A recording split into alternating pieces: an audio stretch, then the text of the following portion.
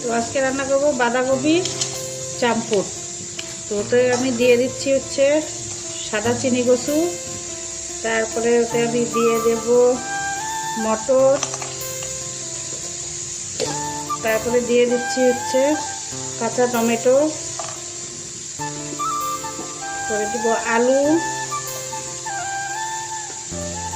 তারপরে দিচ্ছি কাঁচা লঙ্কা,